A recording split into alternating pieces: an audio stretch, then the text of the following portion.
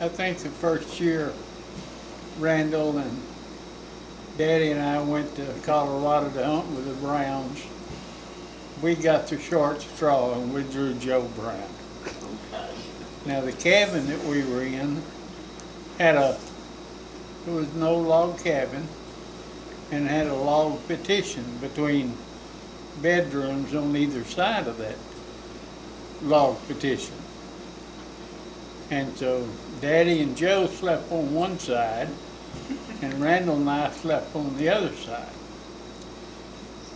And you know, after a while you kind of get into a rhythm of hearing people snore. Now Dad snored a lot, but he was second class compared to Joe Brown.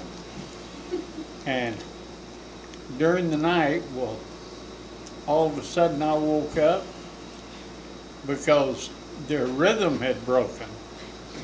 And I could hear one of them sound like he's struggling for breath. And of course I was afraid it was Dad because high altitude and afraid he might be having heart problems. So I laid there and listened for just a minute, and all of a sudden he got back into his rhythm again. And I asked Randall, I just said, "Did you hear that?" And Randall said, "Yeah, I heard that." Because both of us were wide awake. But then when he broke back into his rhythm, he got his rhythm going again, kind of laughed, and Daddy said, "You boys be quiet over there, we're trying to sleep."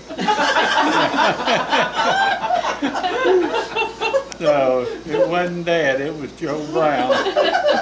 So, but anyway, everything worked out fine. Joe was a true politician. You could not pin him down for a direct answer on any question, I don't guess. So we had some great trips up there. Had some good times, good memories. Well, is Joe the one that told you that you better be asleep when he turned off the light switch? He told us that when he turned off that light switch, he'd give us 5 minutes. 5 minutes, yeah. And then he was going to turn off the light switch. And he would be snoring before he got back to bed.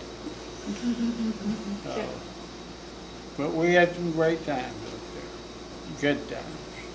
And for a lot of years. Lots of years. Good people up there.